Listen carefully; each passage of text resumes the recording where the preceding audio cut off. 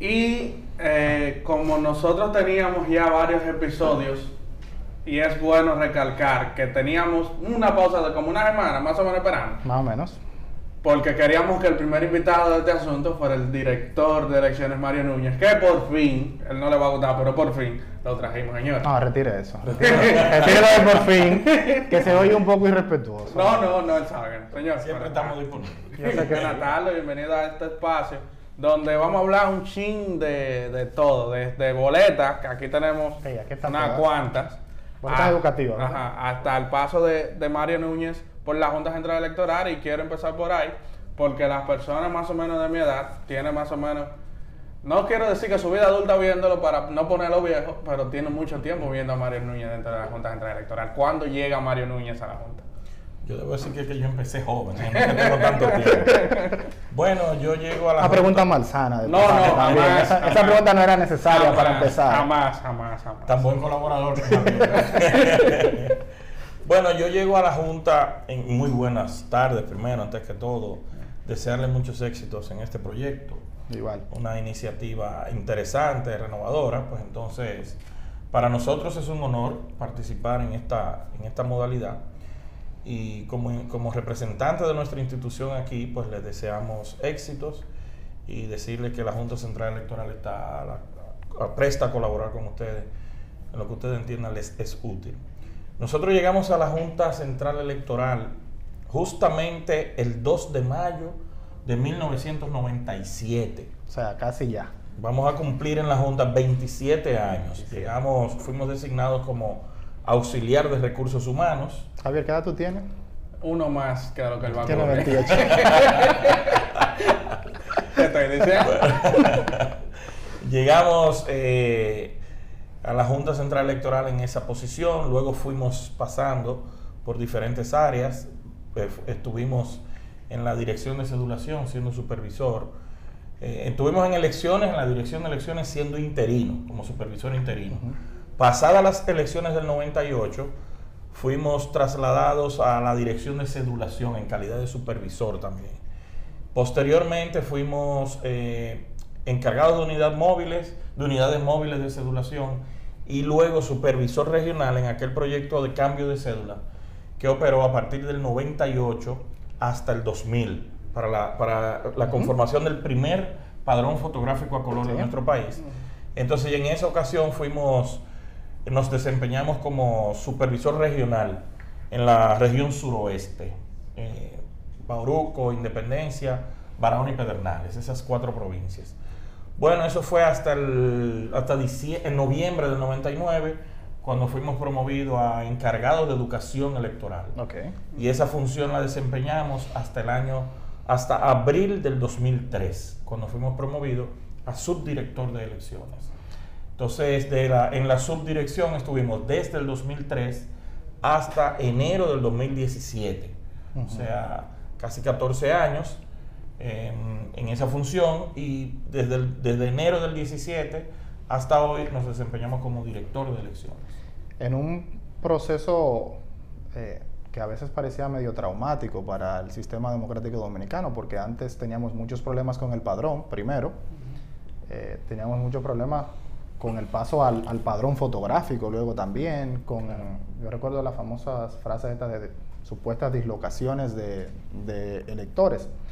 Parecería que ahora los procesos electorales en la Junta Central Electoral están como mucho mejor organizados o como mucho menos traumáticos. ¿Se siente así desde la Junta? Ahora mismo ustedes se sienten un poco más tranquilos porque ya tienen toda esa experiencia previa y las cosas como que han ido saliendo bien, salvo el caso de 2020 con la suspensión de las elecciones municipales. Sí, ciertamente la Junta tiene 2 elementos sobre ese particular. La Junta tiene dos elementos a su favor. El primero, la apertura a la implementación tecnológica. Sí. O sea, en su interior, la Junta siempre está a la vanguardia tecnológica. Eso por un lado. Pero por el otro, y un aspecto muy importante, es la permanencia de los técnicos Sí. y de la empleomanía en la institución. En la institución. Claro. Eso le da al órgano. Claro, gente que ha hecho carrera ya. Claro, eso le fíjese nuestro caso. Claro. Pero como yo, si usted, el director del registro electoral, el licenciado Luis Mariano Mato tiene la misma cantidad de años que yo en la Junta. Sí. No de edad, pero sí en la Junta. El director de cedulación, el ingeniero Américo Rodríguez, también cuenta con más de 20 años de servicio. La doctora Rina Díaz, que es directora del Registro Civil, también cuenta con una larga experiencia y muchos años de ejercicio en la Junta. ¿Qué decir de el director de planificaciones, el director de informática, el ingeniero Johnny Rivera? Que Johnny Rivera cuenta con más de 20 años también, 22 años. ¿Qué decir? Bueno, somos varios los directores y directoras que ya acumulamos 20 o más años en la institución, y eso definitivamente que le da un plus, un fortalecimiento institucional, porque los que estamos ahí, y excúseme que me incluya, excúseme la modestia, es válido. Los que estamos ahí sabemos las responsabilidades que tenemos en nuestras manos. Entonces, pienso que eso es un elemento que opera a favor del orden. Y hay que reconocerle a los plenos de la Junta que hemos tenido que han respetado eso. Sí. Así es. Y que han premiado incluso eso de gente que tiene... Han promovido personas. Que han promovido personas. Por eso mismo, respetando la trayectoria dentro de la Junta. Precisamente, Tomás hace mención a los de 2020. Usted, no vamos a entrar al interior de eso, pero yo creo que eso lo hemos discutido 60 veces. Usted, como la persona encargada de dirección de elecciones en ese momento y la que es ahora, ¿cómo se rebota? Hablo de Mario Núñez, el director de elecciones, la persona en el cargo. ¿Cómo se rebota de una situación donde los ojos del país, que el país, prácticamente la gran parte de la región, lo miraba y en muchos casos hasta lo señalaba? ¿Cómo se rebota de ese caso? Mire qué pasa. Es que hay algo muy importante y es lo que ustedes manejan, información. Cuando usted tiene la información, dicen que la información es poder. Sí. En el caso nuestro, la información fue tranquilidad. ¿Por qué? Porque las investigaciones técnicas se hicieron sobre ese proceso, sobre lo que aconteció en ese triste evento, porque más que ser un acontecimiento que nos afectó institucional, nacional, internacionalmente, y en términos institucionales fue muy triste para nosotros, no dejemos de lado que era el inicio para la implementación del voto automatizado. Sí, sí. Que eso, sin lugar a dudas, iba a llevar a la República Dominicana, no solo a la Junta Central Electoral, sino a la República Dominicana, a un sitial preferencial en términos electorales. Claro. Pero bueno, ¿cómo nos afecta en términos institucionales y personales? ¿Y cómo reponernos? Nosotros estábamos convencidos de las responsabilidades que tenía cada área dentro de la institución. Okay. Entonces, lo que aconteció fue un problema eminentemente técnico, no logístico, que era la parte, y es la parte que nosotros administramos. Claro. Entonces, ¿qué nos pasó? Y no podemos nosotros renegar de esa culpa. ¿Qué nos pasó? Que en términos institucionales, un poco como que nos acomodamos, por así decirlo, a la buena experiencia que habíamos tenido en las primarias del 19, y entonces de alguna manera nos descuidamos en los controles de calidad. Yeah. Okay. Y fíjense ustedes, de esa experiencia, de esa triste experiencia, pasamos de sufrir ese evento por falta de un control de la calidad a tener hoy en la institución el regirnos hoy por 4 normas diferentes de calidad. Es decir, que hubo lecciones aprendidas. Claro. Fíjense que el proceso de marzo del 2020, que se hizo en apenas 11 o 12 días en términos de ejecución de administración, salió exitosamente bien porque aplicamos controles de calidad a los equipos que se utilizaron. Después, las elecciones de julio del 20 también salieron exitosas. ¿Por qué? Porque también se le aplicó un 100% del control de calidad a la tecnología. Y ya ustedes vieron las primarias del pasado 2023, las elecciones de febrero, que han sido un aliciente para nosotros porque en términos de los controles de calidad y de la implementación de las normas, hemos visto que hemos tenido buenos resultados. Eso no es una excusa para nosotros descuidarnos, porque seguimos... bueno, debo decirles a ustedes que nosotros, en medio del proceso electoral, estaremos siendo objeto de una auditoría internacional por la casa certificadora. Claro. Quiere decir que el régimen al que nos hemos sometido para precisamente no descuidar la calidad fue una lección aprendida del 20, y nosotros en términos particulares, como parte del 20 y como parte de este 24, también nos hemos sometido a esos rigores y como empleados de la Junta y como dirección, como equipo de trabajo, estamos sometidos a esos controles y a esas observancias de las que ya en el 20 no tuvimos esa fortaleza. ¿Cómo se organiza un proceso electoral? Mire, todo empieza con un acta de nacimiento. Okay. Todo empieza porque la Junta Central Electoral es transversal a la vida del ciudadano y de la ciudadana. Usted nació y se le emite un acta de nacimiento cuando usted, su padre o su madre lo va a declarar. Entonces, ¿para qué sirve esa acta de nacimiento? Porque cuando usted cumple 12 años según la ley, 12 años, ya usted tiene derecho a una cédula de identidad. ¿Qué usted necesita para esa cédula de identidad? El acta de nacimiento. Entonces, cuando usted tiene la cédula de identidad, que puede ser obtenida a partir de los 12, pero tradicionalmente se hace a los 16 años, sí. Entonces ya usted empieza a estar en el maestro de cedulado, en una condición de menor, y a los 18 pasa a la condición de mayor de edad, adquiere la ciudadanía y ya usted entra en el padrón electoral. Entonces ahí empieza la organización del proceso electoral. Cuando usted se cedula, usted pasa a formar parte del padrón. Entonces ese padrón se distribuye entre todos los electores, 8.145.000 electores a la fecha de hoy.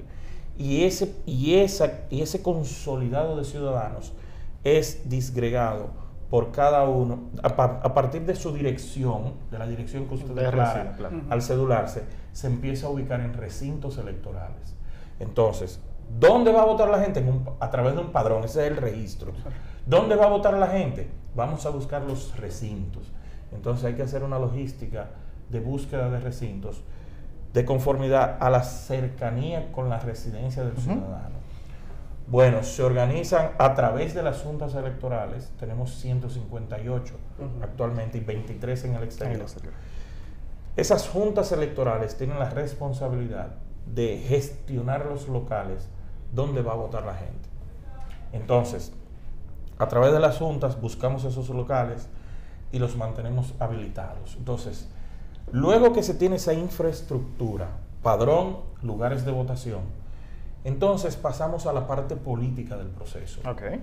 Los procesos internos de los partidos, que de conformidad con la ley 3318 deben producirse el año preelectoral, en el año preelectoral. Sí.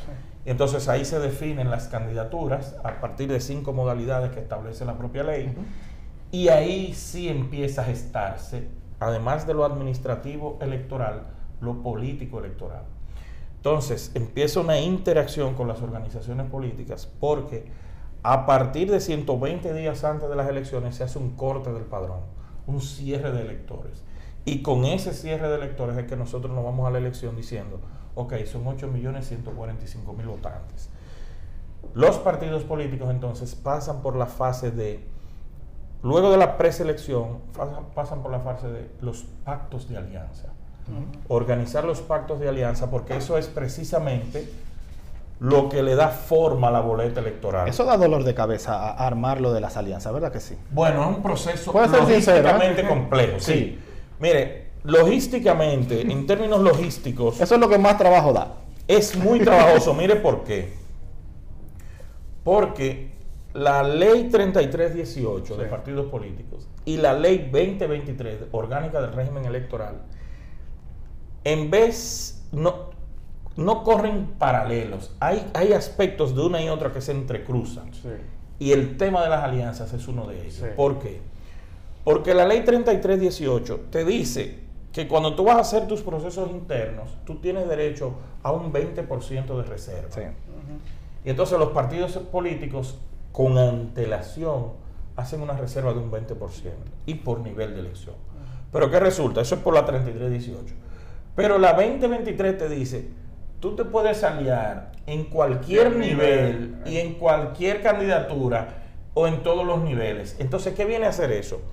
Que de alguna manera el sistema electoral se ve comprometido con el cumplimiento de dos leyes. Una que te dice el máximo de reserva es un 20% y otra que te dice tú te puedes aliar en todos los niveles y donde tú quieras. Exacto. Ya ustedes saben que eso para la Junta y para los propios partidos es un dolor de cabeza, porque déjeme decirle, para los partidos no es fácil ese tema. No, uno lo imagina. No es fácil, ¿por qué? Porque cuando tú decides una candidatura, luego tú te ves compelido o necesitado de hacer un pacto de alianza sobre la base de una candidatura que ya está decidida. Entonces, todos esos aspectos intervienen en la organización del proceso. Por suerte, al someterse a la reforma de la Ley Orgánica de Régimen Electoral, se tomaron en cuenta unas recomendaciones de la Junta Central en torno a aumentar los plazos. Okay. Y eso permitió que entre el plazo de las alianzas y el plazo de la recepción de las candidaturas hubiese un margen más cómodo para el órgano electoral. Y fíjense ustedes, nosotros pasamos de 798 artes de boletas diferentes que tuvimos para las elecciones de febrero a casi 80 en estas elecciones. Pero esa diferencia de artes impacta los procesos previos de los partidos e impacta la conformación de estas boletas. Entonces, luego que ya tú tienes la estructura de las alianzas armadas, las candidaturas armadas, viene lo que es, concomitantemente con eso, viene lo que es el proceso de captación y capacitación del personal actuante. El personal que va a trabajar. Fíjense ustedes, la Junta Central Electoral es el órgano responsable, junto con los partidos políticos, de mantener el sistema electoral dominicano, igualmente con el Tribunal Superior Electoral y los demás órganos del tren judicial, por aquello del control difuso de constitucionalidad. O sea, tenemos un Tribunal Constitucional que tiene la potestad de hacer una interpretación de la Constitución, pero tú también tienes los órganos, los tribunales ordinarios, que también tienen un control difuso de constitucionalidad, y hemos visto cómo decisiones del Tribunal Superior Administrativo han impactado las labores de la Junta Central. Sí. Entonces quiere decir que todos esos actores forman parte del sostén del sistema democrático. Sin embargo, el elemento de la captación y capacitación del personal de los colegios electorales es posiblemente uno de los aspectos más importantes, y es el de lo que se relega más en la discusión diaria del montaje de las elecciones. Sí. ¿Tú sabes por qué? Porque resulta que el día de la elección ustedes van a ir el 19 de mayo a votar, domingo 19 de mayo, tercer domingo de mayo. Sí. Pero resulta que ustedes lo van a recibir 5 personas que no tienen nada que ver con la Junta Central Electoral. Son 5 ciudadanos y ciudadanas que han decidido ser parte de un colegio electoral. Es prácticamente voluntario, en realidad. Casi voluntario. Porque se le paga algo, pero eso es una dieta simbólica. Porque realmente lo que aquí se premia es la iniciativa ciudadana. Claro. Entonces, yo quiero ser parte de mi democracia. Entonces, esas 5 personas que están en el colegio electoral no son empleados de la Junta, no son recomendados de nosotros. De hecho, yo voto en el distrito y los miembros de la mesa de mi colegio los conozco porque son de mi sector, pero no están ahí por una recomendación del director de elecciones. Exacto. Están ahí porque son ciudadanos que hicieron sus talleres, llenaron sus formularios y hicieron sus talleres. Entonces, luego vienen los aspectos técnicos que hay que cumplir para el montaje de las elecciones, o sea, uso de la tecnología, distribución de los equipos, selección de personal para administrar esa tecnología. En fin, montar un proceso electoral se nos lleva a nosotros, aunque las personas no lo creen, 4 años. Nosotros vamos a terminar con las elecciones del 2024 y en agosto cierra el ciclo, porque la ley electoral dice, la ley orgánica de régimen electoral dice que el proceso electoral se declara abierto con la proclama y culmina precisamente con la proclamación de los candidatos electos. Entonces, a la hora de la Junta hacer entrega de un certificado de elección a un candidato presidencial o candidata presidencial y a los candidatos congresuales, ahí culmina el proceso electoral, el del 24, pero se inician los trabajos para los procesos electorales del 28 inmediatamente, porque hay que hacer un análisis de las actas, un estudio del comportamiento del personal de los colegios. El análisis de las actas se hace precisamente para establecer las políticas de cara a la elección siguiente. ¿Cuáles procedimientos fueron mal empleados? ¿Cuáles procedimientos resultaron inoportunos o inorgánicos? ¿No era necesario tener esto? ¿O debimos reforzarlo con aquello? En fin, inicia un proceso de evaluación para entonces estructurar el proceso venidero. Así es. Intenso. No. Muy intenso, muy intenso. 4 años que cuando ya se hacen chin. Así es, así es. Armando, desde el punto de vista del director de elecciones, toda esa logística, también está el ensamblaje de los kits electorales, toda La distribución. el ensamblaje y distribución, que también eso es, me imagino, un poquito tedioso, ¿no?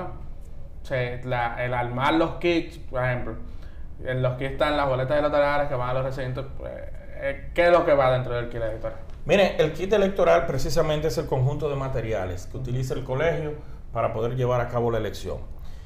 Y nosotros debemos decir que ese proceso logístico ha sido automatizado y aunque es perfectamente capaz de ser mejorado, debemos decir que hemos avanzado mucho. Pensar que antes la logística electoral era una logística a granel, como nosotros decimos, donde toda la boleta la mandaban en una saqueta, toda junta. Y entonces las juntas electorales tenían que localmente preparar los materiales para cada colegio electoral. Hay muchas historias de que en tal lugar no llegaron las boletas, por ejemplo, en el 90, por ejemplo. Llegaron contrariadas, los lapiceros se mandaban todos juntos y ellos ya se encargaban de organizarlo. ¿Qué hemos hecho ahora? Y ustedes han sido testigos de eso. Nosotros ahora tenemos un sistema automatizado de la logística electoral, donde nosotros preparamos las valijas, donde va el kit, con todos los componentes dependiendo su uso. Por ejemplo, material gastable, lapicero, marcadores, cosas como esa, tinta para almohadilla, todo eso se hace en lo que llamamos un empaque. Entonces los formularios los ponemos en otro empaque, los afiches y cartelones en otro empaque, las boletas electorales constituyen un empaque, las presillas de seguridad constituyen otro empaque. El sello del colegio electoral está identificado de manera individual. El padrón, el acta del colegio, las relaciones de votación de contingencia, porque al tener el EDET, nosotros ya imprimimos los resultados desde el colegio electoral. Ya no se llenan a mano, sino que se imprimen a través del equipo. Sí, ya no hay descuadre, que será otro dolor de cabeza. Ese es uno de los adelantos. Fíjense ustedes qué interesante que nosotros tuvimos elecciones el 18 de febrero, el domingo 18 de febrero, y ya el viernes 23 de febrero se había dictado el cómputo definitivo. O sea, habíamos cerrado a nivel nacional en apenas 5 días. Quiere decir que toda esta logística electoral también ha sido sometida a un proceso de evolución y de automatización que nos hace a nosotros también tener mucho más control. Importante destacar que independientemente del componente tecnológico, nosotros también tenemos un equipo de gestión integrado de calidad, de gestión de calidad integrado. A propósito de las normas ISO que dijimos al principio, nosotros tenemos un sistema de gestión integrado que aplica un control de calidad al 100% de los productos de la línea que nosotros vamos a mandar dentro del kit. Entonces eso le da una fortaleza mayor, porque la logística electoral es una dependencia de la Dirección de Elecciones. Sin embargo, un tercero imparcial, aún siendo parte del órgano, porque nuestro equipo de gestión integrado es parte del órgano electoral, pero ellos son un equipo que está fiscalizando que el trabajo de nosotros se está haciendo correctamente. Entonces ustedes notan que en aquellos problemas que tuvimos en el pasado, de que faltaban boletas, que si faltó esto, que si faltó aquello, ya eso no se ve porque hemos ido con cada proceso fortaleciendo precisamente eso de lo relativo al control de calidad. Y ya ustedes ven que en febrero no tuvimos ningún inconveniente, gracias a Dios. Miren, ya nosotros mandamos casetas y urnas al interior y al exterior. ¿Al interior del país? Al interior del país ya todas las juntas electorales tienen las casetas y las urnas que se van a utilizar en mayo, el 19 de mayo. Qué interesante. En el caso del exterior, ya nosotros mandamos todas las valijas con los materiales electorales del kit y mandamos los EDET también hacia el exterior. Eso se fue el pasado domingo, entonces eso llegó a Cincinnati y desde Cincinnati, que es un hub, lo mandan a Europa, a Estados Unidos. ¿Quién hace esa distribución? La empresa DHL. DHL en coordinación con nosotros, la dirección del voto del dominicano en el exterior. Hay una interacción entre esa dirección y la empresa DHL. Ya les decía, ya tenemos esos materiales camino al exterior, ya llegaron a Estados Unidos y se van hacia Europa y Centro y Suramérica. Pero también nosotros, mañana día 1 de mayo, empezamos con la línea de producción local. Tal como lo avisamos en la rueda de prensa de la semana pasada, nosotros nos dimos el tiempo para completar todo lo relativo al exterior y a partir de mañana empezar a hacer la línea de producción local. ¿Qué es una línea de producción? ¿Qué incluye? Muy bien, la línea de producción son precisamente dos líneas de trabajo que tienen por un lado unos andamios para la colocación del material y en el otro lado unas estaciones informáticas, o sea, unas computadoras con lectores inalámbricos para nosotros precisamente el material que está en los anaqueles irlos introduciendo en la valija. Empezamos en la línea de producción, empezamos introduciendo las boletas. Fíjese qué elemento más importante. Las boletas están preparadas por paquete, para cada colegio lo que le corresponde. Si hay un colegio con 600 electores, nosotros mandamos 625 boletas. Usted me dirá, ¿y para qué? Bueno, porque nosotros no podemos pensar en que no va a votar el 100%, nosotros tenemos que pensar en el 100% de los electores, pero le adicionamos un backup de boletas por si acaso se dañan algunas, entonces tenemos de dónde suplirla ahí. Entonces nosotros en la línea de producción, que imagínense una zona franca, es lo mismo. Introducimos las boletas en un primer punto, entonces le damos lectura electrónica a la valija, que tiene una etiqueta con un código de barras. Le damos lectura electrónica a la valija para identificar que los materiales que se van a depositar corresponden a ese colegio electoral. Entonces introducimos las boletas, pasamos a otro punto, introducimos las boletas presidenciales y senatoriales en un punto, porque son... Y esas están impresas, la presidencial y la senatorial. Esas están listas. Sí es. Nosotros tenemos ya, la impresión de las boletas está avanzado en un 85% aproximadamente. Las que no se han impreso es porque están a la espera de unos procesos contenciosos que ya se van a resolver durante esta semana y con eso culminamos. Precisamente por ahí mi siguiente pregunta, para que no se me vaya el tema.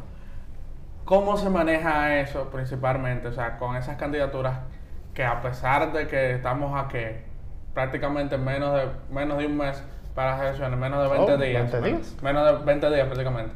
Aún hay, y hay que ir avanzando el proceso, aún hay candidaturas específicas que no están definidas. Exacto, y que ralentizan el proceso de impresión, que es un proceso... ¿Qué se hace? Como, esta locación o esta demarcación aún tiene este problema, vamos a ir dejándola de imprimir de último, o cómo se va haciendo esa logística. Mire, la ley señala, o sea, nosotros tenemos un plazo administrativo, siempre nos damos un plazo administrativo para poder imprimir las boletas, porque definitivamente es el insumo principal de la elección.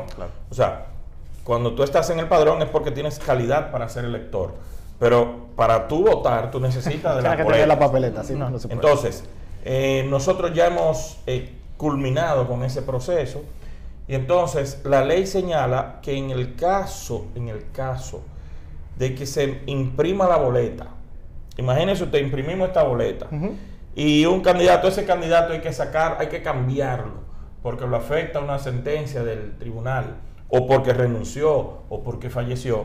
La ley señala que el candidato o la candidata que la sustituya, entonces los votos que se emitan a favor de le serán computados al que lo reemplaza. Porque el propio legislador entiende que la dinámica electoral no se puede detener. Entonces esa es una alternativa que tenemos. Yo tengo una duda con eso.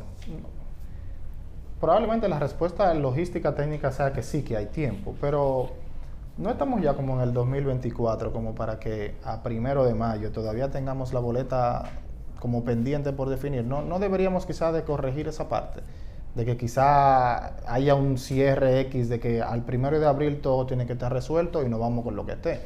Sí. No debería ser algo así, porque a mí, yo sé que técnicamente ustedes lo pueden lograr, pero faltan 20 días para las elecciones. Y como hay partidos que todavía tienen un problema de la cuota de género. Y la Junta le ha dado 2 plazos para que la cuota de género sea resuelta, y los partidos... Y vuelven con las mismas impugnaciones en el tribunal, y entonces las decisiones del tribunal salen un poquito tardías, y eso también hace que se ralentice. Pero ¿cómo eso se puede corregir? Dice un famoso comunicador de la Crónica Dominicana que eso es alta política, y yo no sé mucho de eso. Está bien, pues yo planteo mi queja. Yo planteo la queja mía. Lo que sí nosotros podemos asegurarle a ustedes es, y esto sí se lo digo con mucha con mucho entusiasmo y con mucha firmeza a la vez. La Junta Central Electoral se somete a un calendario administrativo y un calendario de plazos legales. Sí. Entonces, la Junta ha sido flexible y es flexible hasta donde el calendario se lo permite. Okay. ¿Entiendes? Entonces, ¿qué ha hecho la Junta tradicionalmente? Que no es necesariamente malo acompañar a los partidos políticos hasta un punto determinado donde ya para nosotros como órgano es imposible seguir el acompañamiento. Y entonces ahí vienen las medidas como las que acabo de explicar. No, yo imprimo mi boleta y cualquier situación de candidatura que se dé en ella, entonces se le aplica al candidato que sustituye. Usted hablaba de que teníamos ya el 85-86% Así de es. boletas impresas. Así Ese es. porcentaje que falta, ¿de qué nivel? ¿Qué demarcaciones? ¿Y Específico. por qué falta? Como señalaba, nosotros tenemos unos casos pendientes que ya están en la jurisdicción ya, en lo contencioso electoral. Eso debe resolverse en esta semana y con eso completamos. Mire, en términos de la logística, son menos demarcaciones, aunque son voluminosas por las demarcaciones de que se trata. Eso todavía nosotros lo tenemos ajustado a ese marco de la administración, a ese marco de la posibilidad de impresión. Pero efectivamente, ya nosotros, en el caso de unas decisiones que tomó el Pleno en el día de ayer, ya el Pleno estableció que esta fecha debe producirse a más tardar mañana. Mañana a las 7 de la noche. Miércoles 7 de la noche. Miércoles a las 7 de la noche. ¿Por qué? Porque ya nosotros tenemos que pasar todos esos artes de boleta que nos quedan, pasarlos al área de impresión para que se concluya ese proceso, porque mire qué es lo que pasa. El legislador, por primera vez, el legislador estableció una fecha para que la Junta Central Electoral entregue a las juntas electorales todo el material electoral. Okay. Porque la misma ley señala que las juntas electorales deben entregarle el material a presidentes y secretarios de colegios electorales con no más de 4 y no menos de 2 días antes de las elecciones. Quiere eso decir que la Junta Central Electoral se ve compelida a hacer entrega de ese material a las juntas electorales para que éstas a su vez se lo entreguen a sus destinatarios finales, que son los colegios electorales.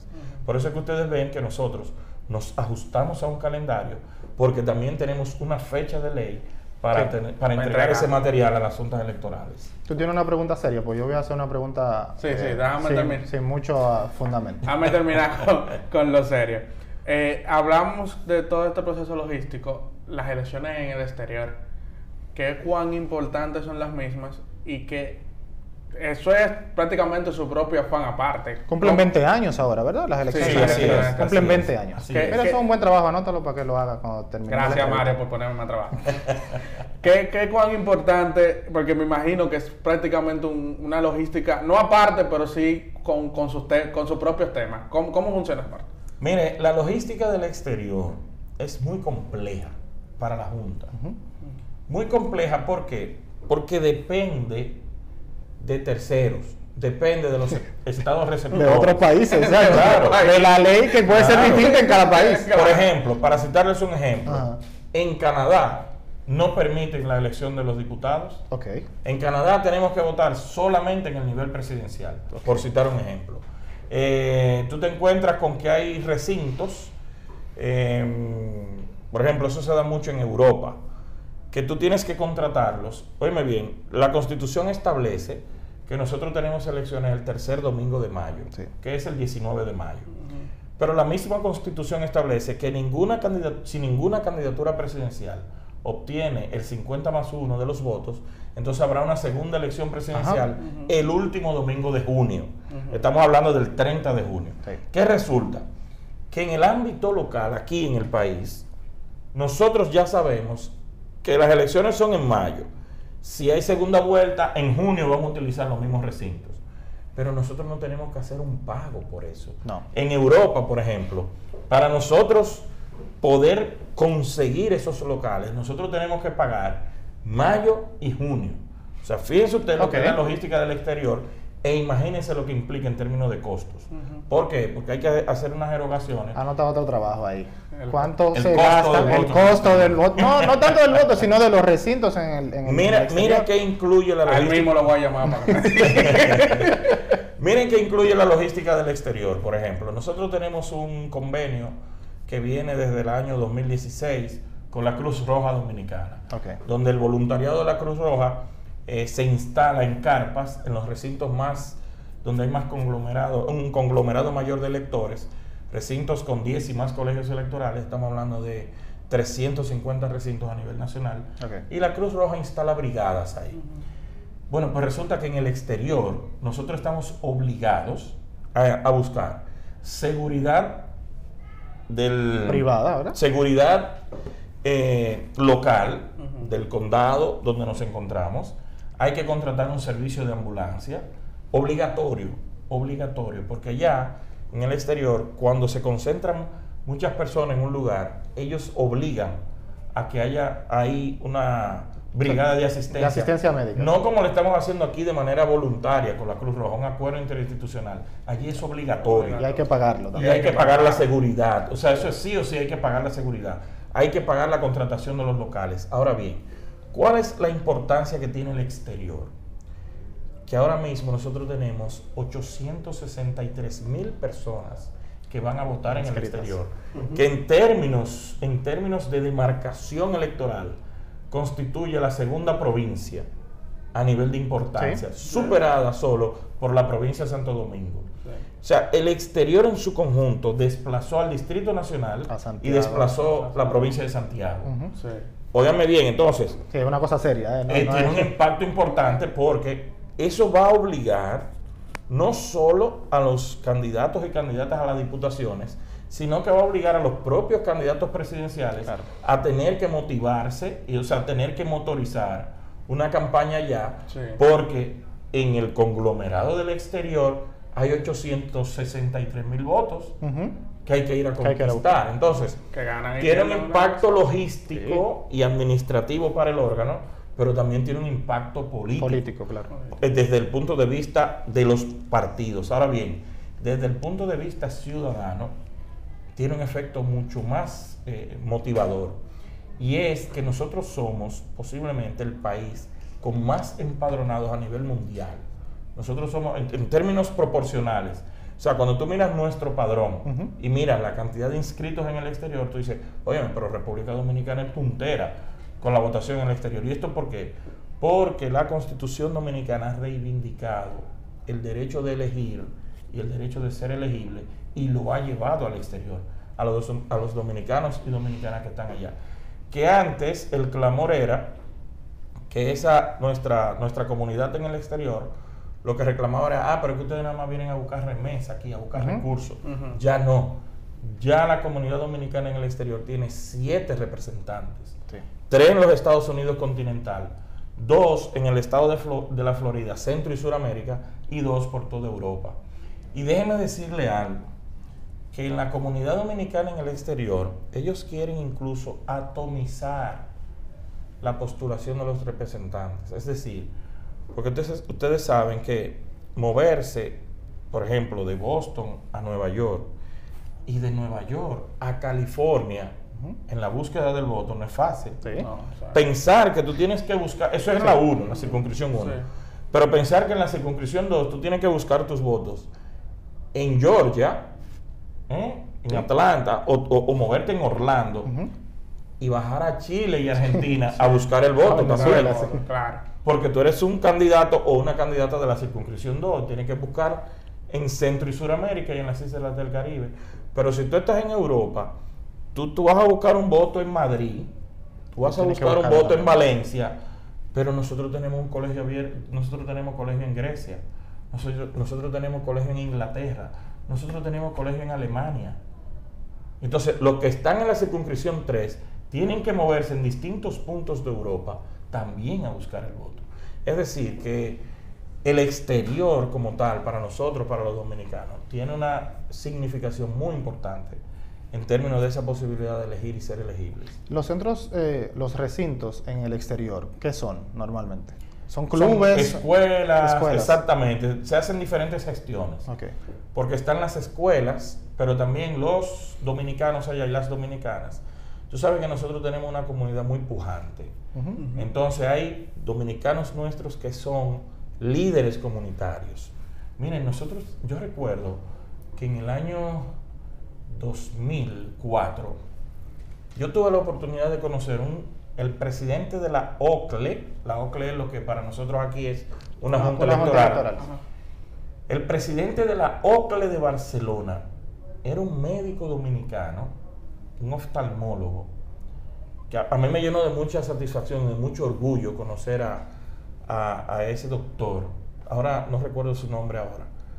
De hecho, su hijo hoy forma parte de la OCLE de Barcelona, su hijo. Okay. Y ese señor, cuando nosotros fuimos a Barcelona, ese señor tiene una calle en Barcelona con el nombre de él. O sea, fíjense lo prestante que fue ese nacional nuestro, que tiene una calle. Una calle a su nombre. Una calle lleva su nombre en Barcelona, porque ha sido un médico muy, muy famoso allá.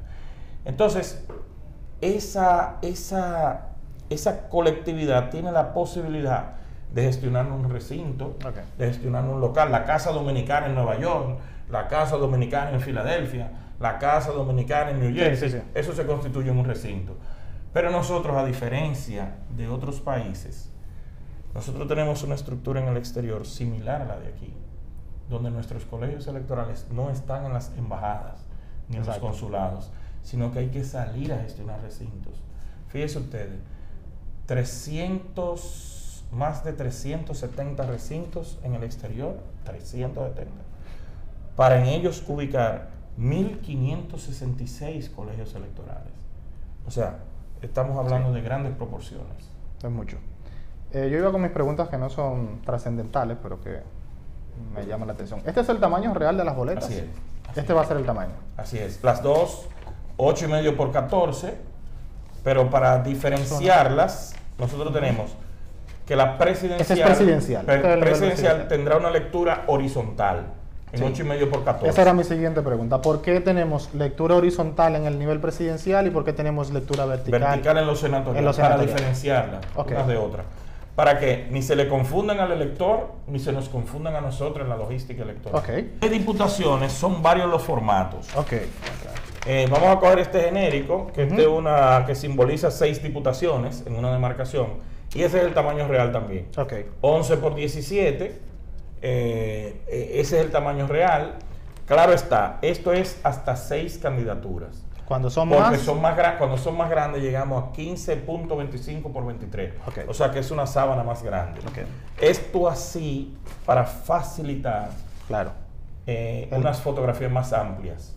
Porque en las elecciones de febrero tuvimos la queja de los votantes de que las fotos eran muy pequeñas. Era muy pequeña para los regidores. Pero es que nosotros estamos compelidos a ese tipo de boleta, a ese tipo de fotografía, porque son demasiados representantes en una boleta de papel cuyo máximo de tamaño debería ser el que estamos empleando. Entonces, fíjense ustedes que en las municipales nosotros tenemos una demarcación con 19 regidores, que es Santiago, la circunscripción 1. Ahora, para las elecciones de diputados y diputadas, la circunscripción más grande tiene 11 representantes, que es Santo Domingo, circunscripción 3. La de Santo Domingo Este. Comprende Santo Domingo Este, Guerra y Boca Chica. Exactamente. Esa tiene 11 representantes. Esa va a ser la boleta más grande. La mía tiene 9, por ejemplo, que es Santo Domingo Norte. Santo Domingo Norte, exactamente. Tiene 9. Exactamente. Santo Domingo Norte también va en un formato más grande, no en este, un poquito más sino grande, en el formato más grande, exactamente. ¿Cómo se determina el tamaño que vamos a utilizar e incluso el tamaño de las fotografías de los candidatos? Eso es un análisis que se hace en la Dirección de Elecciones y es consensuado con los partidos políticos. O sea, nosotros... O sea, los partidos son consultados y ellos aprueban. Claro. De hecho, esos formatos son aprobados. Para ser aprobados, son sometidos al conocimiento de los partidos en lo que nosotros llamamos mesas técnicas de trabajo. Mesa técnica es la combinación de los técnicos de la Junta Central Electoral vinculados al proceso electoral con la contraparte de los técnicos de los partidos políticos. Entonces nosotros preparamos agendas para esas reuniones y dentro de ellas la boleta electoral fue parte importante de una de esas agendas, y ahí se tomó la decisión de utilizar estos tres tipos de boletas, tres tipos de formatos. Me ayudo con uno. Ahí la tenemos. Venga, Javier, agarra usted aquí. Y aquí tenemos. Serían estos tres. Ahí serían esos tres formatos, exactamente. Okay. Este es el presidencial, Senatorial acá y senatorial, y este de diputados. ¿Qué La de significa? diputados parece que va a ser la más grande de todas, ¿verdad? Así es. ¿Qué significa este ejercicio? A ver. Que todos los votantes recibiremos tres Tres boletas boletas. el día de la elección. 3 boletas. Ok. Cada nivel es independiente. O sea, No hay arrastre. No hay arrastre entre un nivel y otro. Alguien Lo que un partido sacó aquí, no tiene o que sea, yo como elector puedo votar por un partido aquí, por otro aquí y por otro aquí. Exacto. Y es un voto perfectamente válido. Ahora, donde yo no puedo votar por 2 o más partidos es aquí, a menos que sean aliados. Que sean aliados. Y precisamente, aprovechar este espacio para un mensaje, para una cuña educativa. Adelante. Déjele Una para allá. cuña Si educativa. es de educación para que la Sí. gente vote. Para eso fue. En cada una de estas boletas, en cada una de estas boletas y sobre todo en estas, el voto es la fotografía de un candidato Ok. o candidata dentro del recuadro del partido de su preferencia. Una foto Una en cada boleta. Marca la Una foto. sola foto. Sí. Miren por qué.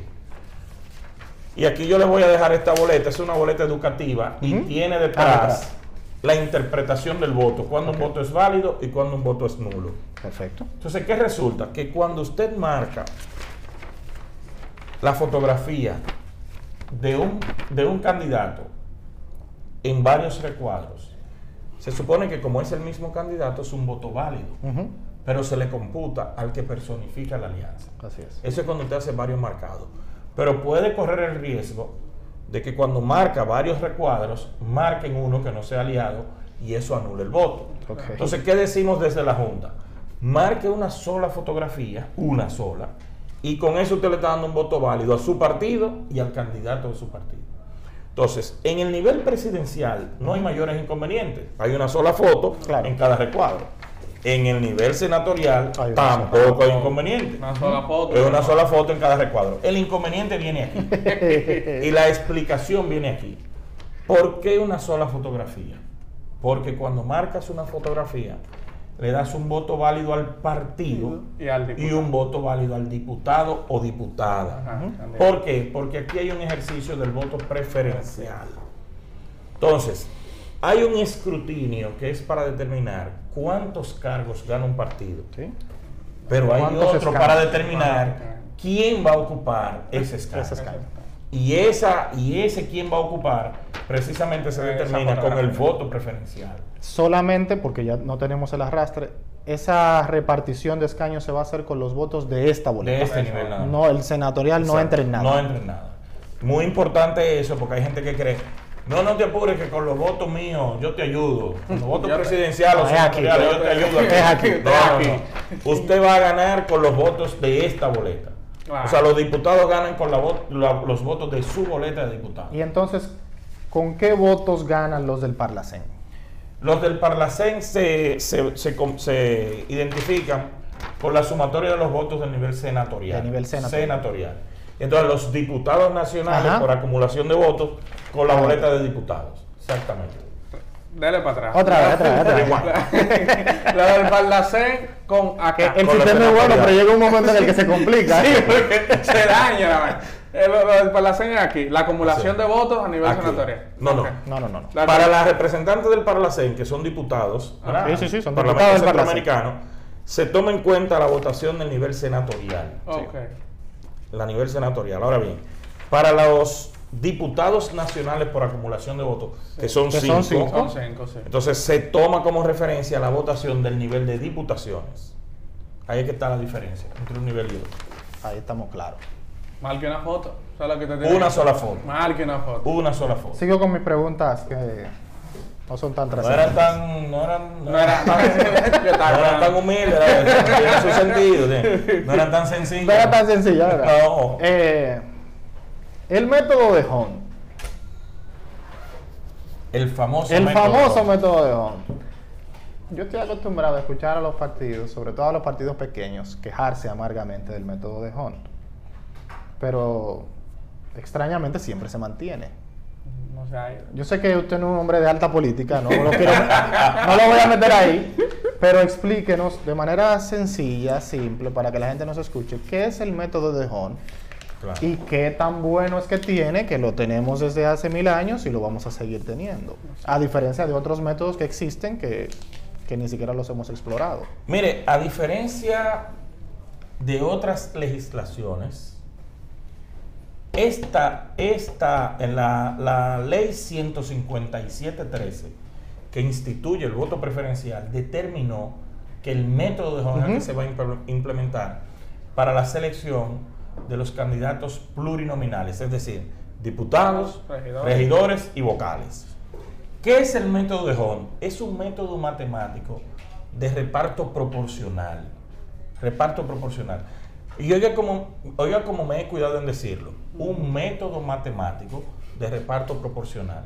Sí. Porque el Una método de Hahn, definición científica. mire, el método de Hahn no es más que eso. ¿Usted sabe por qué es el método de Hahn? Por su creador, Víctor de Hahn. Esa era la siguiente pregunta que yo le iba a hacer a Víctor Javier. de Hahn. Le iba a hacer una pregunta de Un examen. matemático belga. Si él sabía cómo se llamaba que eso. se enfocó en hacer, bueno, ¿qué es lo que pasa con el método de Hahn? Se aplica a las votaciones, pero se aplica al dinero. Usted tiene 3 hijos, 2 hijos, 3 hijos, 4 hijos, y usted tiene 100 pesos. ¿Y cómo yo distribuyo estos 100 pesos entre estos 4 muchachos? ¿Me está entendiendo? Ahí vienen los criterios. Bueno, déjame ver quién necesita más, quién necesita menos. Ahí puede venir el criterio de fulano es el más chiquito y no necesita, yo los reparto entre los 3 más grandes. O bueno, los 4 son grandes, los 4 quieren ir al cine, nada más son 100, ¿cómo los reparto? Entonces tú tienes que distribuirlo proporcionalmente, dándole de manera equitativa a cada uno. ¿Cuál es el problema del método? No solo del de Hahn, del método proporcional, que lo señala la ley, y entonces la Constitución dice que hay que procurar la representación de las minorías cuando hayan de cubrirse 2 o más cargos. Entonces eso te obliga a tú buscar un método de reparto que vaya en consonancia con dar a cada quien lo que le corresponde. Entonces, nuestra legislación ya no es potestativo de la Junta. Ya no es una resolución de la Junta. No, claro. ya es la ley que lo establece. Ahora, mire, lo que pasa es que mi condición de director de elecciones me impide a mí hacer un juicio de valor sobre la efectividad de un método. No, está bien. No, claro. Ahora bien, No, pero con explicar cómo funciona para la audiencia. ¿cómo creo que es funciona? suficiente. Mire, nosotros, el método lo que hace es tomar la votación total de cada partido o alianzas de partidos. Ok. Toma la votación total y divide esa votación entre la secuencia de los números. Entre la cantidad uno, de... entre 2, entre 3. Entre la cantidad de escaños que haya en la demarcación. No. Ah, Ahí hay una diferencia. Ya me quemé, ¿viste? Nos quemamos. Lo que él va asignando a partir de la cantidad de escaños. Por ejemplo, si tú tienes 100 votos con un partido, 75 con otro y 85 con otro, ¿qué te dice el método? Y tú vas a distribuir 7 cargos. Este sacó 100, este 75 y este 85. ¿Quién tiene la primera posición ahí? El de 100. Está claro. Entonces, ¿qué dice el método? Divídeme a 100 entre 2. ¿Por qué? Porque ya con 100 ese partido ganó un representante. Entonces, esos 100 no le valen. No le vale. Divídeme esos 100 entre 2. Ok, me da 50. Entonces, ahora tú tienes 50, 75 y 85. ¿A quién le toca el segundo? 85. Al de 85. Sí. Entonces, ¿qué dice el método? El segundo diputado es de 85, de C. Le doy la asignación y divido 85 entre 2. Ok. Y eso me da 42.5. Exacto. ¿Verdad? Sí. Entonces, ¿a quién le corresponde el tercer representante? 70. Al de 75. Ujú. Porque esa es la mayor votación que hay ahí. Exacto. Entonces a ese le asigno el tercer representante. Pero son 7. ¿Verdad? Son Sí, 7. hay que seguir repartiendo, hay que seguir Hay dividiendo. que seguir dividiendo. Entonces, ¿qué tú haces? Ya tú tienes 75 entre 2 te da a 37.5, 38. 38. Entonces, ¿qué tú tienes aquí? 50, 38 y el de 85 dijimos 42, 43. 42.5. Ajá, 43. Entonces, 50, 38, 43. ¿A quién le toca el 4? 50. Al de 50. ¿Y qué dice el método? Divídeme los 100 entre 3. Porque la gente suele dividir los 50 entre 3. No. los 100, la votación, siempre dividir la votación total. total entre 2, entre 3, entre 4, entre 5, y lo vas a ir adjudicando en la medida que le vaya correspondiendo un representante a la mayor votación. Por eso los partidos dicen, es que ese método beneficia a las mayorías, y es porque le va asignando votos al que va teniendo, al que le va quedando la mayor votación. Con el método de Home, contra ese método se contrapone, por ejemplo, el método de Hart, o el método del resto mayor, que se conoce el método del resto mayor o del resto menor, que es una variable diferente, porque entonces ese método te dice, súmate todos los votos. Mira lo que hace el método del resto mayor o del resto menor. Súmame los votos, entonces tú tienes 100 más 75 más 85, te da 260. 260. Entonces ese método te dice, divídeme 260 entre 7, que son los representantes. Y entonces eso te da ¿a cuánto? ¿Tiene una calculadora ahí? Tiene una calculadora ahí. Una calculadora. Entonces, ese es el método. Entonces, ¿qué hace ese método de Hart? Que lo que hace es buscar un cociente. Mientras Home busca divisores, va buscando resultados de la división, el método de Hart lo que hace es que busca un cociente. Y ese cociente, en la medida que esté contenido en tu votación, en esa medida tú vas a tener representantes. Entonces, ¿qué pasa? Que cuando tú haces ese análisis del impacto del tipo de método de proporcionalidad, entonces tú puedes llegar a una conclusión. Yo no la voy a decir. No. Pero le puedo decir que yo tuve la honrosa oportunidad de hacer un estudio de maestría, y mi tema de tesis en esa maestría fue precisamente podemos buscar la tesis. Hacer un análisis de los diferentes métodos a partir de la votación. Yo tomé como referencia, y excúsenme que hable en primera persona. No pasa nada. Lo que pasa es que lo hago para aclarar un poco, no para despejar, porque no es nuestro interés convencer a nadie. Es simplemente para decirles que nosotros hicimos un análisis de diferentes métodos. A partir de la votación de los partidos, tomamos varias provincias como referencia e hicimos un ejercicio de aplicar cada uno de los métodos de proporcionalidad a los resultados de esas provincias. Y les puedo decir que el resultado fue casi el mismo en todos los escenarios. En todos los escenarios. Ustedes saben por qué, y fue mi conclusión en ese trabajo de investigación, de que no solo el método es el que impacta, sino también la votación de los partidos. Entonces, ¿qué pasa? ¿Cuándo se afecta más un partido? En la medida que, fíjense ustedes que esta boleta tiene 34 organizaciones políticas. Sí. Miren, la boleta de diputaciones tiene 34 organizaciones políticas. En la medida que se hacen bloques de alianzas, eso en términos de votación va en detrimento de los que se van solos. ¿Entienden? Sí. Entonces, ¿quién se ve más afectado por la aplicación del método? El que va solo. Claro. Porque tiene que luchar contra bloques de alianzas. Entonces, lo que hacen estos métodos proporcionales es repartir escaños en función de los votos. Pero cuando se arma el reparto, no se hace el reparto a partir de los votos de cada recuadro, sino a partir de los bloques de alianza. Porque los candidatos son comunes a la alianza. Y entonces ahí es que está el truco del impacto del método. Óyeme, tiene razón el que dice, es que es un método que va por la mayoría, sí, porque el método siempre va buscando el resultado mayor de la votación. Ahora bien, hay que hacer un análisis como el que nosotros tuvimos el tiempo de hacer. No fue que tuve que hacerlo. Digo, no fue que quise hacerlo, fue que tuve que hacerlo por la maestría. Sí, yo no hubiese querido meterme en eso. Pero resulta que al hacer el análisis me di cuenta, llegué a una conclusión muy particular. Pero espérate. Es verdad que el método puede impactar, pero lo hará más en la medida de que se crean más bloques de alianza y algunos partidos van corriendo solos. Aquel que va solo lleva cierta desventaja numérica en torno a la votación. Porque es que cuando dos partidos van aliados, 3 partidos, 4 partidos, 5 partidos, todos esos votos se hacen una masa común al final, que van en desventaja, o sea, van en ventaja con respecto de aquel que va solo. Totalmente.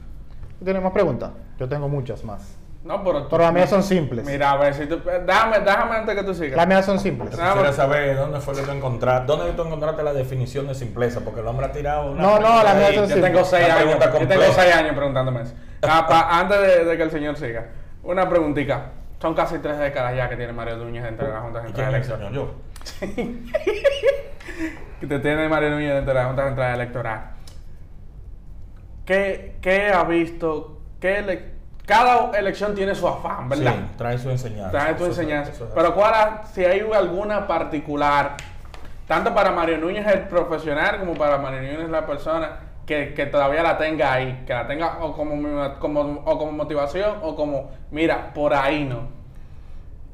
Mire, cada proceso trae su dinámica, eso es así. Porque, por ejemplo, las elecciones del 2000, que fueron presidenciales, se alegó sobre las... Por el registro. No, que lo mencionaste ahorita, los dislocamientos. Los dislocamientos de los votantes. Pero ¿qué pasó? Que eso fue un desafío para la Junta en ese momento. Mira por qué. Porque la ley electoral establece, y la ley de cédula establece, los parámetros para el otorgamiento de la cédula. Pero la ley electoral decía, y la ley del registro electoral, que los colegios electorales no podían pasar de 600 electores. Entonces, ¿qué pasa? Cuando se configuró el sistema de cedulación en el 98, no le pusimos un control para el registro de los votantes por cada colegio. Y se Entonces, ¿qué inscribió. pasó? Se inscribió. Que hubo un momento que nosotros encontramos un colegio con 3.000 electores. Colegio 001 del Distrito Nacional. ¿Cuántos inscritos tiene? 3.000. ¡Wow! Pero es que no pusimos un filtro No nos dimos para que cuenta. después de los 600 creara otro. Entonces fuimos empadronando gente en el colegio 1 y habían 3.000 empadronados. ¿Qué tuvimos que hacer? Crear el colegio 1A, 1B, 1C, 1D. Por eso ustedes ven en su cédula, yo voto en el colegio 1407A. ¿Qué quiere decir? Que el 1407 pasó Parió. de los 600 electores y yo caí en el segundo colegio de ese tipo. ¿Me entiendes? Yo soy del colegio hijo del 1407. Entonces, tú me preguntas, ¿fue desafiante? Sí, porque nos encontramos ante la situación de que en términos logísticos, la gente, mi cédula decía que yo votaba en el colegio 1407, pero realmente yo estaba en un padrón que decía el 1407A. Y el elector se daba cuenta con un letrero en el... Eso tuvo su complejidad. El 2000, por ejemplo, 2002 tuvo el tema del voto preferencial. Era la primera vez que se utilizaba el voto preferencial. No, y las boletas desbloqueadas. Usted no lo va a decir, pero lo digo yo, tuvo el tema de los palitos también. El 2002 sí, pero El ese es 2002. un tema que De alta política. que de alta política.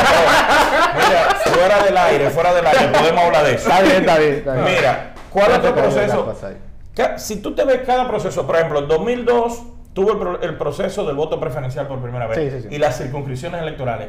Recuérdate que el que votaba en el Distrito Nacional era un elector del Distrito y de Santo Domingo Norte. Sí, claro. sí. Que antes era Villamella. Vino la división de la provincia para Vino 2002. la división en el 2001 y entonces en el 2002 vino el voto preferencial dividido por circunscripción, el Sí. territorio. Eso era novedoso. Y explicarle eso a la gente y a los partidos políticos fue un desafío. Sí. Pero si tú te vas al 2006, el 2006 trajo un elemento interesantísimo de alianzas cuando dos partidos que tradicionalmente... ¿Lo puedo mencionar? Menciona usted. PRD, Partido Reformista, la Alianza Rosada. Alianza Rosada. que trajo una complejidad para el órgano electoral en términos de su aplicación, Sí. porque ellos introdujeron como partido una modalidad interesantísima y era el que lleve el candidato a alcalde personifica la alianza Ok. y el que lleve el candidato a senador personifica en la congresual. Y administrar eso fue todo un desafío para la Junta Central. Te estoy hablando por etapas. Cuando tú te vas al 2004, el 2004 trajo por primera vez el voto en el exterior. Ajá. O sea, la Junta tuvo que enfocarse aquí y allá, que eran 52.000 personas en ese momento, 52.000 votantes, Sí. Mira, por pero favor. había que garantizar el voto a esa gente. Entonces, eso es el 2004.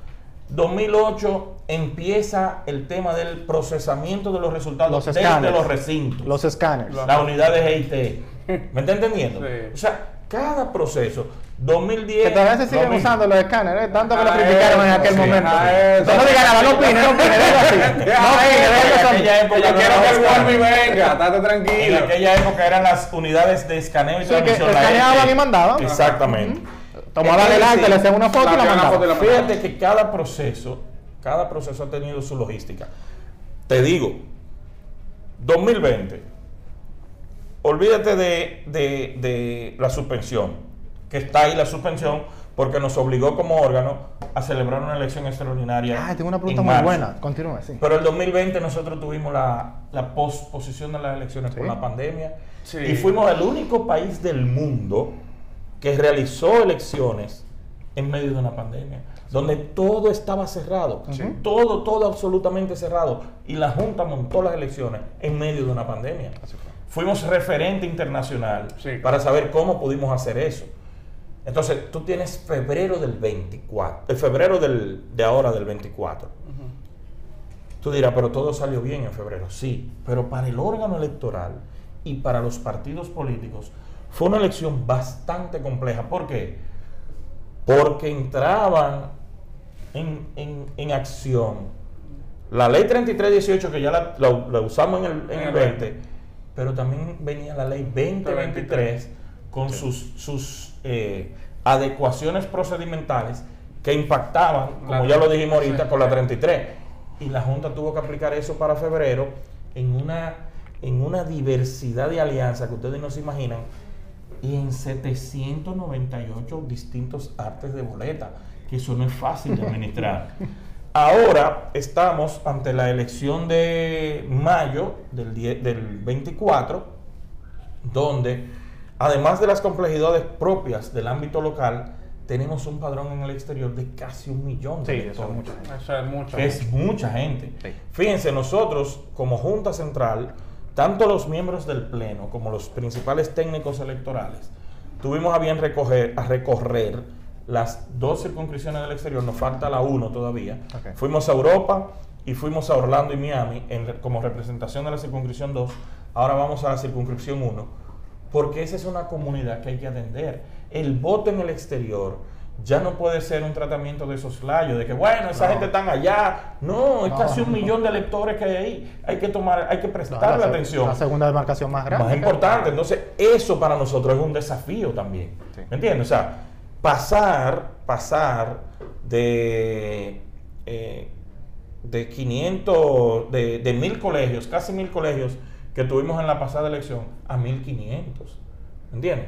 Es un volumen amplio. Sí. O sea, estamos hablando Casi el de que doble. tuvimos que abrir una oficina en Chile por el crecimiento de los dominicanos, de la comunidad dominicana en el Cono Sur, y tuvimos que abrir imagínense usted, tuvimos que abrir una OCLE en Valencia. Estando dentro de España, ya Madrid y Barcelona, tuvimos que abrir una tercera oficina en Valencia por la demanda de los dominicanos. Pero en adición a lo electoral están los servicios en el exterior.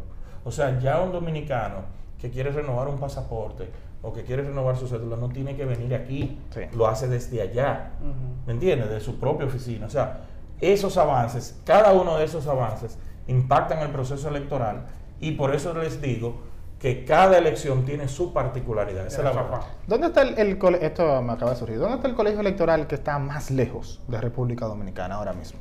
Bueno, nosotros ¿Votamos en China, por ejemplo? no. No, ¿dónde Pero está? no, déjeme decirle que nosotros tenemos empadronados en Japón. Ok. Y tenemos... O sea, hay una mesa electoral que va a funcionar en Japón. No, ¿cómo? tenemos empadronados allá. Ok. Lo que pasa es que las condiciones todavía no están dadas para abrir un colegio electoral allá. Ok. Ok. Entonces, no se concentró una cantidad mayor de dominicanos y de dominicanas para tener la necesidad de abrir un colegio allá. Pero sí ya se dieron los primeros pasos, porque hay personas empadronadas allá, o sea, tuvieron el interés de votar ahí. Claro. ¿Qué es lo que hacemos? Que lo asociamos Sí. al recinto más próximo, pero tenemos colegios electorales en Alemania, por ejemplo. Tenemos colegios electorales en Grecia, decía. Ujú. Tenemos colegios electorales en Inglaterra. Tenemos colegios electorales en Francia. ¿Entiendes? En Bélgica. Tenemos en Ginebra. Lejos, líder.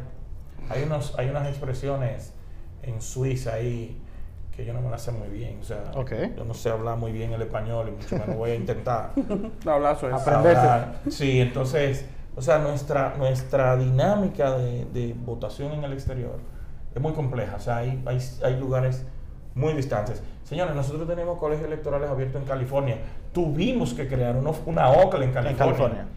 Porque Que está en a 6 horas de Nueva York en avión. En avión. Porque tuvimos Buen que, chiste. nosotros tuvimos empadronados, por eso es que le hablo del caso de Japón, porque nosotros tuvimos empadronados en California en una elección que lo asociamos a la OCLE de New Jersey, para que estuvieran dentro del ámbito de la circunscripción 1. Suave. Pero ya a California hubo que crearle su propia OCLE. ¿Usted me está entendiendo? Por el crecimiento de los dominicanos allá. Quiere decir que esto es exponencialmente muy alto lo que estamos viviendo. Ya para cerrar, ¿por qué para estas elecciones no se hizo la redistribución de los escaños de diputados, de las posiciones que tiene cada circunscripción, cada demarcación, en base al crecimiento poblacional? Si es de alta política la puede pasar, no pasa nada. Miren, lo que pasa es que ese otro elemento, Ok. la Constitución del 2010 varió el criterio ¿Sí? de la asignación de representantes por provincias. Sí. Antes, la asignación de representantes iba en función de 50,000 habitantes o fracción mayor de 25 para el establecimiento de un diputado, para tener la posibilidad de un diputado. Pero la misma Constitución decía y dice, sin que en ningún caso sean menos de 2 Menos por de 2. provincia. Ese es el mínimo, sí. Cada provincia debe tener por lo menos Por lo 2. menos 2. Tú te encuentras Pedernales, que tiene una población bajita, ¿Sí? y tiene 2 representantes. Claro. Entonces, ¿qué resultó? Que en el 2010 el concepto varió, y entonces la Constitución lo que dice es que la cantidad de representantes será asignada en función de la densidad poblacional. Suerte, bendiciones. Un placer, Un magistrado. abrazo, magistrado, un honor. Don Milton Ray Guevara acaba de saludar. Sí. Un Milton Ray. Un honor para nosotros. Un honor saludar. grandísimo, sí. Entonces, la Constitución del 2010, el constituyente estableció que ese criterio iba a cambiar. Ya no era 50,000 o fracción mayor de 25, sino la densidad poblacional. Poblacional. Ajá. Entonces, ¿qué resulta? Que esa densidad poblacional solo se determina de conformidad con el censo. ¿Sí? El censo es la información estadística que nos dice a nosotros cuál provincia subió, cuál provincia decreció en términos poblacionales. Por eso que ustedes ven que en las elecciones del 2010 teníamos en la provincia de Santo Domingo teníamos hoy son 43, en esa época habían 36 diputados. Era como 35, 36 diputados. Y de repente en el 16 pasamos a 43. Sí. ¿Por qué? Porque la provincia que más creció según el censo del 2010 fue la provincia de Santo Domingo y la provincia de la Altagracia. Así es. Entonces, ¿qué pasó con San Juan? Le por quitamos a ejemplo? San Que Juan. se le quitó un representante Sí. a San Juan. ¿Por qué? Porque según el censo su población, había bajó. bajado. Entonces, esos criterios impactan en la determinación de la representación. ¿Qué pasó hoy? ¿Qué pasa hoy? Que el Estado Dominicano, a través de la Oficina Nacional de Estadística, llevó a cabo un censo. Pero hasta ahora, hasta el momento de nosotros cerrar con la proclama de las elecciones presidenciales, no había una definición oficial en términos estadísticos de la población por provincia. Ok. Hay una información preliminar, pero no Oficial. definitiva. No, Ok.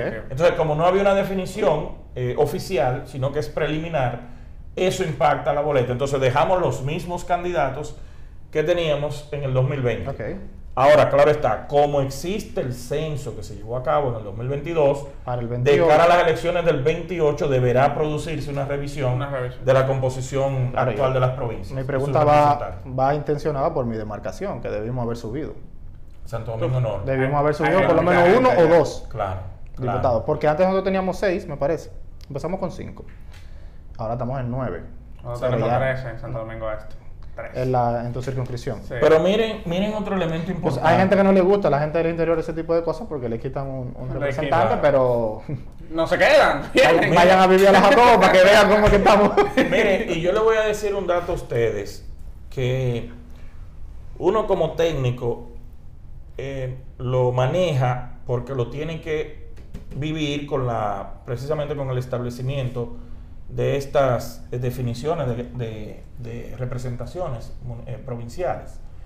Pero miren, el Congreso de la República tendrá en algún momento, sobre todo cuando se conozcan los datos del censo, y esto es, déjeme decirle que esto no debe ser una opinión de este programa, porque nuestro tema es otro, pero sí quiero hacer una reflexión como técnico, pero también como ciudadano, porque miren qué pasa.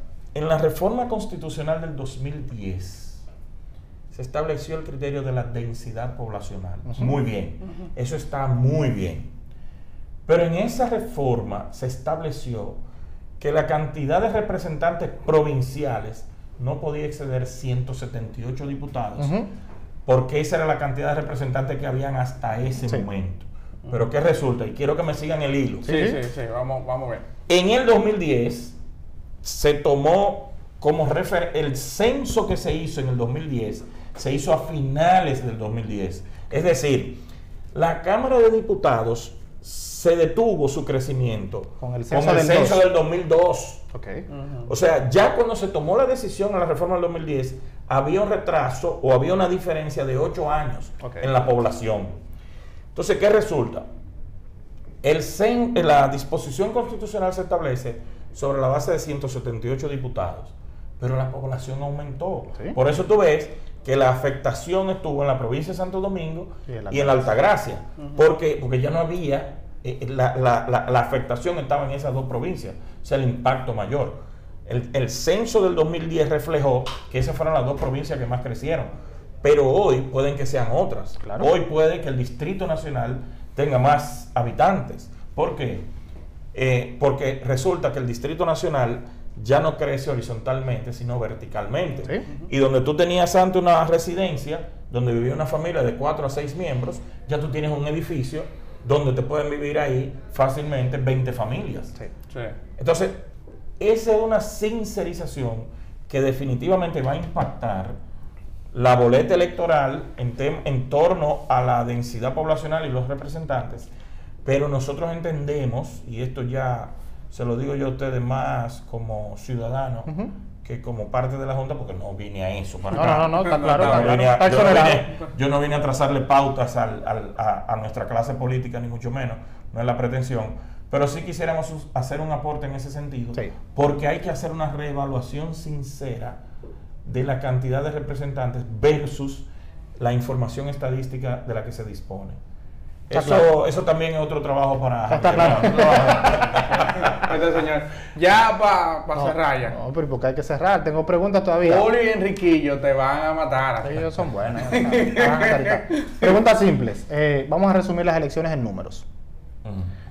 ¿Cuántos empadronados somos? ¿Cuántas personas hábiles para votar? 8.145.000 segregados de la manera siguiente: 7.2 millones en el ámbito local, en el territorio nacional, en el territorio nacional, la media isla, 863.000, casi 864.000 en el exterior. ¿Cuántos cargos vamos a elegir? Vamos a elegir 264 cargos. ¿Qué son? 2 en el nivel presidencial, o sea, presidente y vicepresidente. 32 senadores o senadoras, uno por cada provincia y el Distrito Nacional. 178 diputados representantes de provincia, lo que hemos visto. 5 diputados nacionales, 7 representantes de la comunidad dominicana en el exterior, o los 7 diputados del exterior, y 20 representantes al Parlacén, tanto titulares como suplentes. Esos son 40. Eso hace un total de 264 posiciones electivas para estas elecciones de mayo. ¿Cuántos candidatos hay? ¿Podemos precisar? Candidatos son alrededor de 1.077 aproximadamente. Más o menos, si la memoria no me traiciona. Lo ponemos en la pantalla y luego lo precisamos el número. Exacto, yo eso lo voy a enviar. ¿Cuántos colegios electorales? Yo lo tengo en el celular, pero no quise buscar un chip. Colegios electorales en el ámbito local, 16.726 y en el exterior, 1.566. ¿Cuánta gente trabaja en los colegios electorales? Alrededor, sumando las dos cantidades, estamos hablando de unas 92.400 personas aproximadamente. Mucha gente, 92.000 personas aproximadamente. ¿Cuánto cuestan estas elecciones? Mira, el costo de las elecciones... No a los partidos, el costo de las elecciones, hasta tanto no tengamos ya una definición completa de la erogación de recursos en el exterior, en el ámbito local, o sea, el pago de esta... Fíjense ustedes de qué cosa. Nosotros tuvimos, porque además de los colegios electorales, nosotros tenemos 50.000 miembros de la Policía Militar Electoral, entre militares y policías que son parte de la Policía Militar Electoral. Vaya sumando, dijimos 92.000 miembros de colegio, 50.000 miembros de la Policía Militar Electoral. Tenemos alrededor de 8.000 técnicos a nivel nacional, 8.000 técnicos que van a trabajar en los recintos electorales. Tenemos 6.000 facilitadores de recintos. Tenemos 2.300 coordinadores de recintos, que eso es a propósito de una solicitud que hicieron las organizaciones políticas, pero además esos coordinadores de recintos son el resultado de las observaciones, las misiones de observación internacional que hicieron esa recomendación. Estamos hablando de 3.000 personas. Estamos hablando de que vamos a abrir unas 12 brigadas integradas por unas 7 u 8 personas aproximadamente, que vamos a estar implementando el voto en casa. Es decir, personas con discapacidad superior al 75%, estamos hablando de unas 92 personas más o menos, entre el Distrito Nacional y la provincia de Santo Domingo, tendrán el derecho de votar desde sus hogares. Hay una resolución, hay un protocolo que establece que nosotros vamos a ir donde esos ciudadanos, se tiene identificado quiénes son.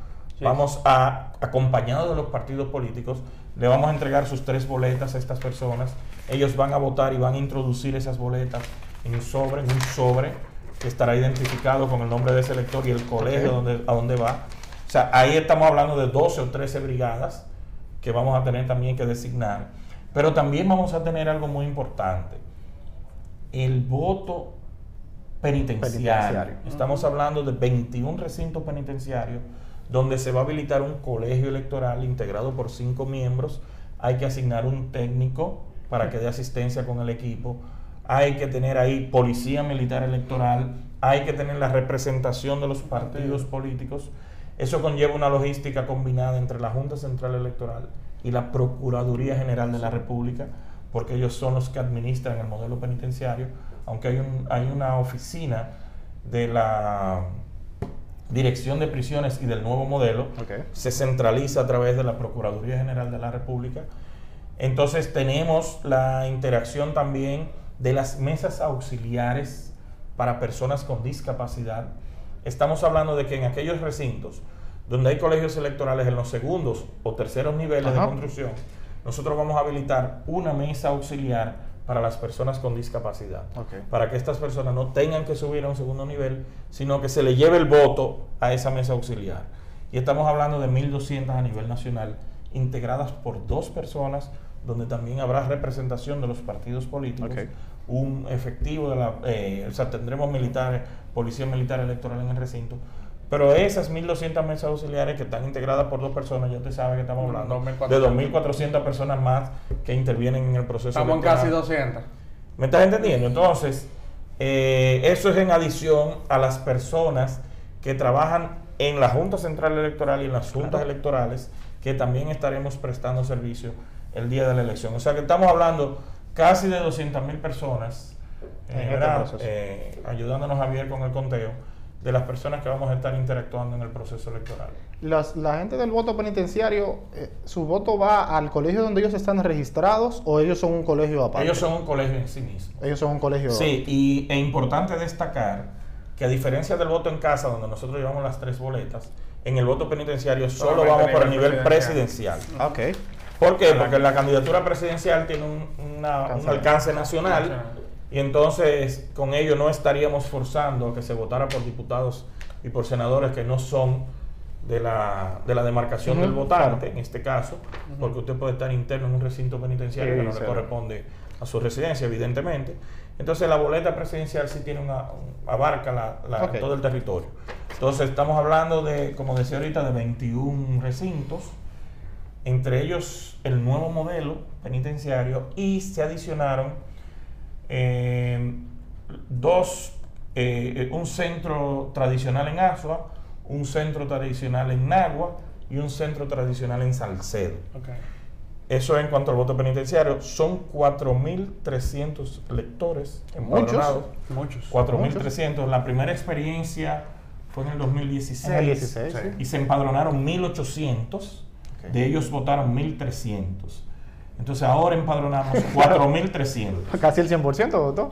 Sí, porque se supone que estamos hablando de unas personas que están internos en un recinto penitenciario, claro que están. Que a menos que obtengan su libertad o a menos que lo trasladen de recinto, entonces están ahí, claro. están ubicables. Y tienen poco que hacer ese día también. Miren, eso es una dinámica interesante, sí, porque miren, Jesucristo, contrario a lo que uno cree, miren esto, contrario a lo que uno piensa, el régimen penitenciario establece actividades para esas personas. Bueno, pero es domingo. Sí, es un domingo. Pero siempre hay actividades. Sí. Y nosotros, que en términos personales tuvimos la oportunidad, la dicha de participar en ese proceso en el 2016, pudimos vivir la experiencia de la interacción con los recintos penitenciarios, cómo se conducen los internos en esos recintos penitenciarios, o sea, el nivel de control que hay, el nivel de organización, el nivel incluso hasta de seguridad que hay ahí. No, claro, eso sí. Porque se trabaja en un ambiente bastante controlado, esa es la verdad. Mario, para allá una pregunta mezcalena y así para ahí, ¿no? Mario fue parte del cambio de votar 16 de mayo a que se vote los tercer domingo del mes de mayo.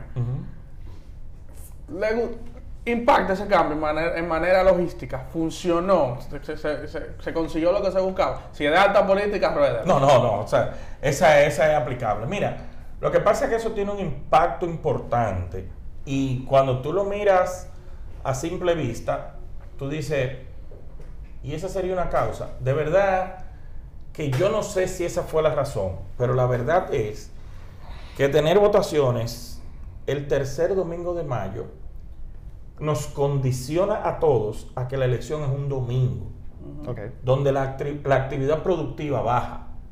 Imagínese usted que hoy fuera 19 de mayo, o que las elecciones fueran un día como hoy. Como ha si sucedido. usted sale allá afuera, el nivel de entaponamiento, el nivel de congestionamiento del tránsito, la gente moviéndose y todo esto. Aunque las elecciones tienen el carácter de no laborable, sí. Aunque tienen ese carácter, pero un día de semana como que el dinamismo... rompe la dinámica. Entonces, ¿qué resulta? Que si tú te vas también al ámbito productivo, la producción nacional, cuando las elecciones son el 16 de mayo, eran el 16 de mayo, las elecciones podían ser lunes, martes, miércoles, jueves, viernes. Que cayó en muchísimos casos. Entonces te cae la mitad de semana, y eso tiene un impacto en la producción nacional. Porque te trastorna en términos económicos, porque tú tienes un paro. Si las elecciones son lunes, ya tú tienes un fin de semana largo la gente. Pero si son martes, tú tienes que hacer muchísimas cosas el lunes, que tienes que suspender ciertas actividades. Por ejemplo, la docencia. Tú tendrías que suspender el lunes para tener lecciones martes. Sí. Ahora no se da esa dinámica. O sea, ahora ya sabemos que es domingo. Fíjate tú, y que Javier, ustedes conocen muy bien esto porque son parte de la Junta desde el ámbito de su ejercicio. Nosotros instalamos los recintos el sábado. Sí. Los equipos los instalamos el sábado. Eso no le molesta a nadie. Claro. ¿Por qué? Porque estamos en un día ya de la semana donde hay descanso, y entonces eso nos permite a nosotros organizarnos con mayor efectividad. O sea que yo pienso que la decisión, cuando se tomó, yo creo que fue una decisión muy bien pensada.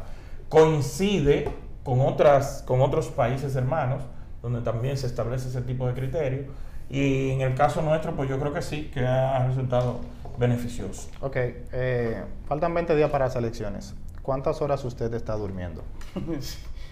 Mire, yo le voy a decir algo, y yo quisiera decirlo, ustedes se ríen, pero ustedes no saben por dónde yo voy. No, pero... Yo quisiera decirles a ustedes que nosotros en la Junta tenemos mucho trabajo, mucho trabajo. Sin embargo, debo señalar que, a diferencia de procesos anteriores, la dinámica de tener, y ojo, yo como técnico decía que veía un poco complejo esto de tener las elecciones en un mismo año, porque elecciones municipales en febrero y enganchar ahí mismo las elecciones de mayo nos daba muy poco margen para culminar un proceso. Fíjese que la proclamación de los candidatos electos en febrero se dio hace 2 semanas. Sí. Sí. Y la toma de posesión fue la semana pasada, el 24 de abril. Sí, claro. O sea, oye, ¿cómo estamos? A 30 de abril, hace Así 6 es. días que tomaron posesión las autoridades electas. Ujú. Quiere decir que no se ha cerrado bien el ciclo de febrero cuando nosotros estábamos montando mayo. Sí. Ahora, eso es lo complejo. Ahora, ¿cuál es lo positivo de eso? Que de alguna manera el engranaje administrativo de febrero queda intacto para mayo. Para mayo.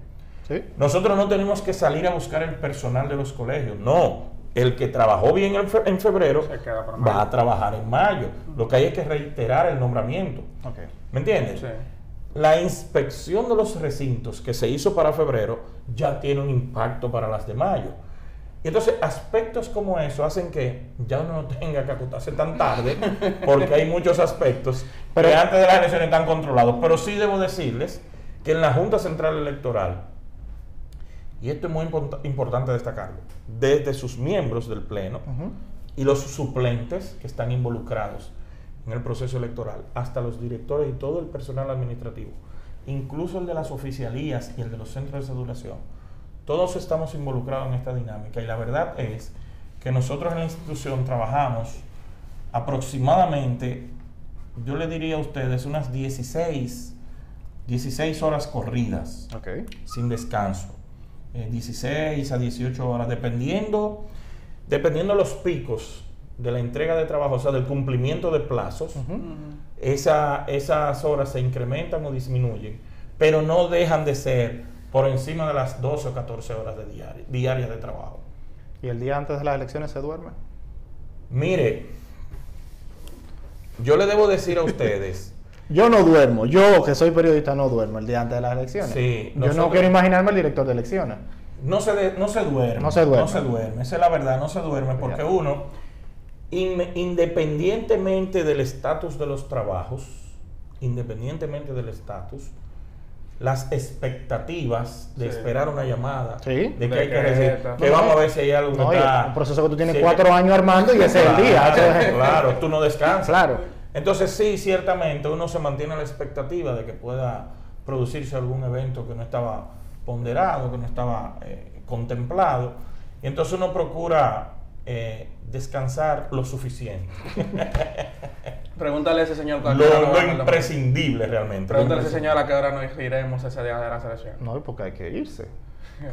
Te está viendo Estos por son donde los que va la periodistas oportunidad, más que va, extraños, que va. los periodistas más extraños que yo he conocido en mi vida, que el día de las elecciones se quieren ir temprano a su casa, pero ese es el día que hay que Ah, trabajar. yo me voy temprano, no Hay otro día. noticias, ese día hay noticias. ese Claro, día- Yo ese voy día. temprano del otro No día. es lo mismo, tenemos 4 años hablando que vienen las elecciones, y el día que llegan hay que disfrutar. Yo creo que hemos hablado bastante ya. Usted me da el permiso de despedir. Siéntase libre. Pero una cosa, yo he cerrado todas estas entrevistas, todas las que me ha tocado hacer con todo. Y es que esto es parte de un esfuerzo que está haciendo, lo hacen muchos medios, pero en particular lo estamos haciendo nosotros acá en Listín Diario, para que el ciudadano vaya y vote con toda la información posible, amado. Claro. Una elección importante es que vaya y vote. Y qué mejor persona que el director de elecciones para ese mensajito final para que la gente se pare y se vaya. Y con eso nos vamos. Se me olvidó ahorita decir, las votaciones son Claro. de 7 de la mañana a 5 de la tarde. Sí. Nuestros colegios electorales se van a integrar, se van a instalar Ujú. a partir de las 6 de la mañana. Sí. Pero las votaciones empiezan a las 7 y terminan a las 5. Y a partir de las 5 de la tarde empieza el escrutinio. Sí. Entonces, la Junta Central Electoral ha venido organizando un proceso que lo único que pretende lo único que persigue es que sea de la satisfacción de todo el electorado. Así es. Entonces, por eso nosotros agradecemos este espacio al Listín Diario, a ustedes de manera muy particular, y decirle a la población que cuenten con un proceso bien organizado, bien pensado, donde hemos procurado satisfacer las expectativas de todos los actores. Entonces, lo único que nos resta es esperar el 19 de mayo para que temprano, a partir de las 7 de la mañana, pueda todo el mundo ir a votar a sus colegios electorales.